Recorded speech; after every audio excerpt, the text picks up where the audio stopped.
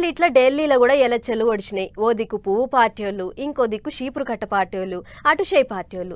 ఎవళ్ళంతకు వాళ్ళు మేమంటే మేమే అంటుర్రు. అన్నేమో గాని ఎన్నికల ఫలితాలు వచ్చేలోపు అంతా ఉల్టా పుల్టా అవుతుందేమోనని బుగులు పడుతుర్రట షీపురు కట్ట పార్టీలు. ఎందుకంటే గేలాలు గట్టి వేస్తుర్రట పువ్వు పార్టీలు. ఇక ముచ్చటేందో అయినర్రి. ఢిల్లీ గడ్డ మీద ఎవళ్ళ జెండా ఎగురుతుంది ఏం కథ అనేది ఇంకొన్ని గంటలలో తేలిపోతుంది. ఇప్పటికే సర్వేలన్నీ లెక్కలేసి పువ్వు పార్టీ వాళ్ళు కాషాయం జెండా ఎగిరేసేటట్టు మోక ఉన్నదన్నట్టు చెప్పిండ్రు.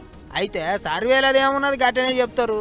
600 అయినా గెలిచేది మా పార్టీ అంటున్నారు చీపురు కట్ట పార్టీ వాళ్ళు. అసలు ముచ్చట ఏంటిదంటే ఫలితాలు రాకముందే పువ్వు పార్టీ వాళ్ళు మా ఎమ్మెల్యేలను కొనేటందుకు చూస్తాన్రు. ఫోన్లు చేసి 15 కోట్లు ఇస్తామంటాన్రు అని గురువారం నాడు కేజ్రీవాల్ వాళ్ళ పార్టీ వాళ్ళు పొట్టు సాపించిండ్రు.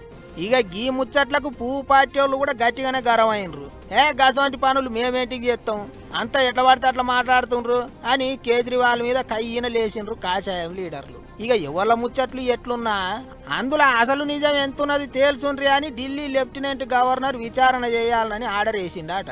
ఇంకో దిక్కు చేపలకు గేలాలేసినట్టు గేలాలేసి ఇంత దొరికిన వాళ్ళను దొరికినట్టు అటు ఇగ్గుకుంటారు అనుకున్నాడో ఎట్టనో గాని 70 మంది పార్టీ లీడర్లను ఇంటికి పిలిపించుకొని మీటింగ్ అయిందట కేజ్రీవాల్. మంది మాటలు పట్టుకొని మరవానం పోతే మళ్ళొచ్చి చూస్తాలకి ఇల్లు గాలింది అన్నట్టు అవుతుంది. పైసల కాశపడి ఉత్తగా ఆగం కాకుర్రి, పార్టీని ఆగం చేయకుర్రి అని లీడర్లకు మంచి చెడ్డ చెప్పుకున్నాడట. కానీ రాజకీయాలలో ఎప్పుడేం జరిగేది తెలియదు. లీడర్లు అవసరానికి తగ్గట్టు రంగులు మారుస్తుంటారు. చూడాలి మరి శనివారం ఎవళ్ళ ముఖాలు తెల్లగైతాయో, ఎవళ్ళు పర్సాన్ అవుతారో, ఢిల్లీ గద్దె మీద ఎవళ్ళు కూకుంటారో.